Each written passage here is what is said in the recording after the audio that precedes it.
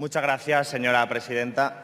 La verdad es que si uno contempla esta investidura intentando abstraerse del ritmo frenético de la coyuntura, creo que cualquier analista encontrará una cierta paradoja de enorme magnitud, y es el hecho de que Mariano Rajoy ha subido las dos últimas ocasiones a esta tribuna con un espíritu triunfalista, con un espíritu como lo que hoy se ha presentado, de candidato a la investidura del Gobierno, y encima con la posibilidad prácticamente ya ratificada de que lo va a conseguir. Y digo una paradoja porque realmente el Partido Popular en 2 años ha perdido 3 millones de votantes y ha perdido más de 40 diputados en esta Cámara. Silencio. Un segundo, señor Garzón. Señorías, guarden silencio. Están hoy los diputados del Partido Popular extraordinariamente sensibles, debe ser porque no están acostumbrados a tantas verdades en el día de hoy, debe ser por eso.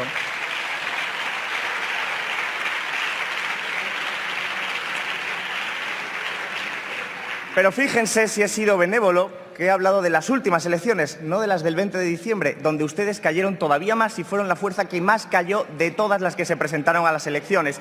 Y no lo digo por abundar en datos que ya conocemos, sino por señalar la paradoja de que se presenta como triunfante quien realmente ha perdido más en estos años. Es verdad que es una pérdida relativa, es verdad que ganaron ustedes las elecciones, pero no olviden que si Mariano Rajoy consigue ser presidente al final de esta semana, no va a ser precisamente por su capacidad de persuasión, ni por la capacidad de mantener su base electoral en los últimos años.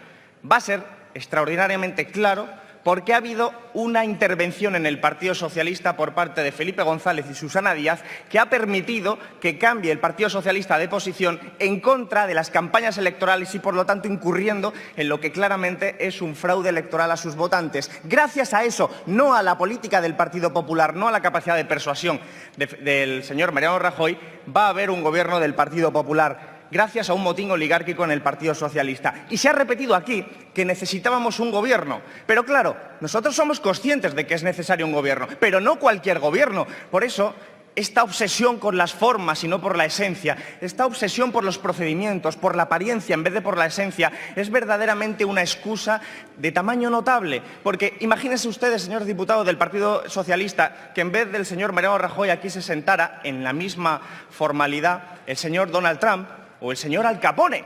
Imagínense ustedes, usando las excusas procedimentales también apoyarían ese gobierno, porque da la sensación de que ustedes se han olvidado de las políticas que ha aplicado el Partido Popular.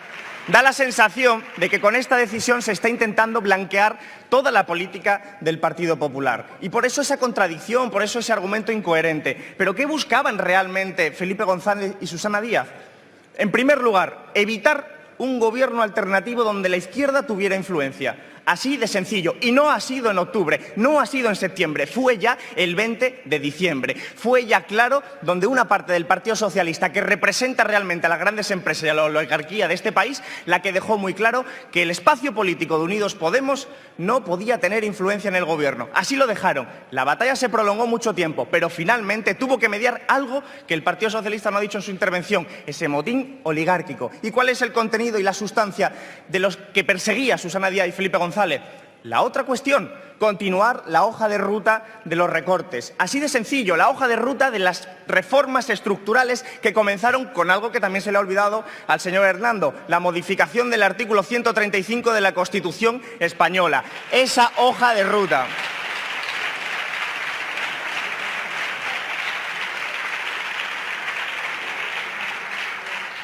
Una hoja de ruta caracterizada por la precariedad, caracterizada por los recortes, por las privatizaciones, recortes en sanidad, en educación. Si es que creo que no hace falta abundar en datos porque los diputados de esta Cámara conocen exactamente esa hoja de ruta. El Fondo Monetario Internacional, en el año 2013, dijo que las reformas estructurales estaban en peligro por 2 riesgos. El primero, la movilización social frente a lo que recomendaba represión, sencillamente. Y el segundo, la pérdida de peso del bipartidismo. Creo que Felipe González ha salido a salvar a esas reformas estructurales, que son las mismas que les permiten al Partido Popular hinchar el pecho y decir que su política es correcta. Es verdad, su política es correcta. Es correcta para Felipe González, es correcta para las grandes empresas, es correcta para el IBEX 35, pero ahí fuera hay mucha más gente que no se siente representado y que es víctima de esas mismas políticas. Nosotros vamos a mantener una política de defensa coherente de nuestro programa porque nos debemos a nuestros votantes y a un proyecto de país que yo creo que merece justicia, a diferencia de un proyecto de país que creo que no la merece, que es el del Partido Popular. Muchas gracias.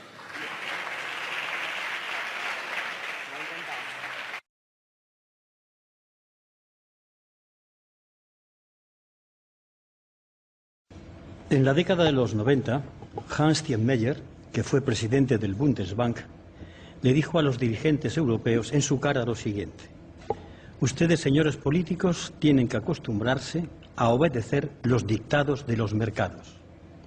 Eso ha pasado. Todos los que han empezado a tomar estas medidas han dicho porque lo dicen los mercados. ¿Se han dado ustedes cuenta de que esto lesiona el principio democrático? ¿Quién elige a los mercados? A los dirigentes los elegimos nosotros. ¿Quién elige a los bancos, a las agencias de rating, a los fondos de inversión? Antes de hablar de los impuestos si suben unos u otros, convendría sentar y dejar las cosas claras. Está en riesgo el sistema democrático. Los que no se presentan a elecciones dicen por nosotros lo que hay que hacer, contra nosotros. Se lo dicen a los gobiernos y los gobiernos lo acatan. Este es el primer problema que creo que tenemos en esta mesa. ¿Y por qué no han empezado por esto último? ¿Por qué han atacado a funcionarios y a pensionistas y han recortado las inversiones públicas que generan empleo? Es que esto no estaba previsto. Ha habido una presión tremenda en la calle y en el propio PSOE. Y ahora se acuerdan de que tienen que subir los impuestos directos, ver el tema de la SICAT, el impuesto de patrimonio. ¿Por qué no han empezado por ahí? Y han empezado por lo más fácil aún. Y además han tenido el placer de la Unión Europea. Magnífico, le han dicho.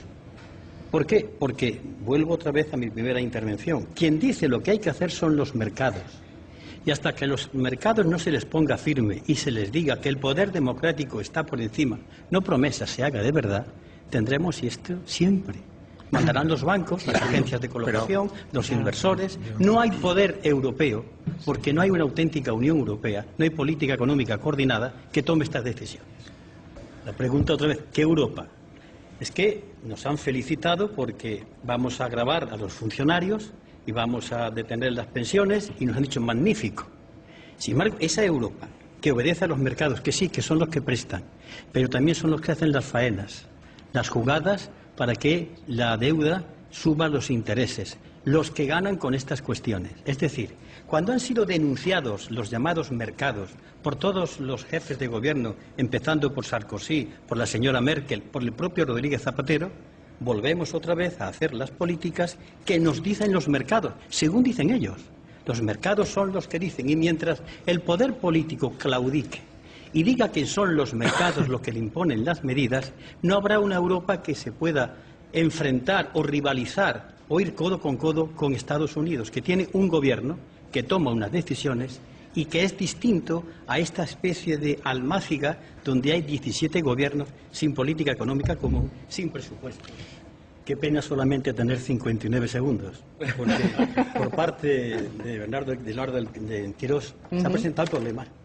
Él plantea que la economía está por encima de la política. No, la economía también es política y él tiene ideas políticas. Y aquí hay dos economistas con ideas político-económicas distintas. Por tanto, hay que mojarse y no plantear la economía como una ley que está fuera de las decisiones de los seres humanos. Pero ya que hablamos de historia, recordemos una cosa. Keynes, y no es mi modelo, Keynes le metió mano al capital con el beneplácito del capital porque sabía que tenía que salir. Se llegó a grabar hasta el 95% y se salió. Por tanto, el dinero donde está, ganado además por el beneficio, por el trabajo, pero también porque ha habido una gente, los trabajadores, que han creado lo que se llama plusvalor. La riqueza, el origen está en el trabajador, en la gente que trabaja y crea riqueza. Y esos son los que lo pagan siempre, con la historia del mercado, la economía, como si fuese una ciencia asexuada. No. Primera cuestión, entonces, ¿por qué hay elecciones? Porque cuando yo voto, voto a alguien que va a gobernar, pero llegan unos señores llamados mercados y se imponen a los gobiernos. Segunda cuestión. Marx será una antiguaya, pero aquí hay una cosa muy sencilla, y es la siguiente. Sin trabajadores no hay riqueza, no hay plusvalía. Eso está clarísimo. Una empresa puede funcionar hasta sin director, como sea, pero sin trabajadores no hay riqueza, porque lo que se crea es eso que se llama el plusvalor. Y no es una cosa de Marx, ya estaba en David Ricardo. Y comprar paz. No se trata de comprar paz, ya lo dije otra vez aquí contigo una de estas, se trata de cumplir esto. Es que resulta que nos tenemos que tragar la Constitución solamente porque hay que obedecer que haya un rey. ¿Para qué sirven los artículos? ¿Para qué sirven los derechos humanos que hablan de un puesto de trabajo seguro? ¿Es papel mojado? ¿Es que los mercados están por encima de esto? ¿Somos demócratas? A ver si nos aclara. Yo no sé lo que va a salir, pero por lo que oigo ya me lo estoy esperando. Todo el mundo habla de reformas en el mercado laboral. Y siempre, como dicen en mi tierra, toda la carne en el mismo garabato. ¿Dónde está aquí la subida de impuestos a quien lo tiene? ¿Dónde está la reforma fiscal? ¿Dónde están las famosas ICAP tributando más del 1%? ¿Dónde está el plan de austeridad que llegue a las cajas de ahorro, a los bancos? ¿Dónde están las directrices económicas que a todo el mundo lo ponga a escuadra, a cumplir la ley? Que eso fue lo que dijeron en plena crisis, que los gobiernos iban a poner de acuerdo. Y ahora la culpa la tiene el mercado laboral, que por otra parte ya ha sufrido bastantes reformas. La tienen los trabajadores. Eso es lo que se va a buscar, pero aparte de eso, ¿va a dar solución cuando la gente gane menos o tenga mayores dificultades? ¿Van a consumir si no ganan dinero? ¿No va a bajar la capacidad de riqueza? No lo acuerdan los gobernantes que se han sido votados. Lo acuerdan determinados poderes, algunos de ellos oscuros, denunciados por el propio presidente de Francia, denunciados por los demás, poderes oscuros que ahora se están intentando corregir o dirigir, están intentando. Pero otro comentario. Si los empresarios, para crear riqueza, necesitan poder despedir a los trabajadores con menos costo, pues estamos volviendo hacia atrás. A no ser que cambiemos el diafragma hacia qué tipo de economía podemos orientarnos sin caer en ningún exceso que sería mal visto por aquí, pero no nos cuestionamos que podemos estar en una crisis sistémica del propio sistema, que estamos manejando conceptos anticuados, porque si todo es que los trabajadores a la calle, a despedirlos y con menos indemnización, hemos vuelto al siglo XIX. ¿Esto es lo moderno? Yo antes de hablar del juez Garzón quiero hablar del juez Varela, un señor que recibe una acusación por un sumario contra el presidente del Banco Santander, el señor Botín, y dice, no, porque estas acusaciones se han personado un partido político, que fue Izquierda Unida, Iniciativa per Catalunya, y unos más. El fiscal no ha dicho nada, por tanto que no continúe. Y al poco tiempo, dos organizaciones, Falange Española y Manos Limpias, van a recurrir la decisión de Garzón y no hay informe del fiscal. Al contrario, el fiscal dice que no está de acuerdo con que eso se haga. El juez Varela se salta su jurisprudencia.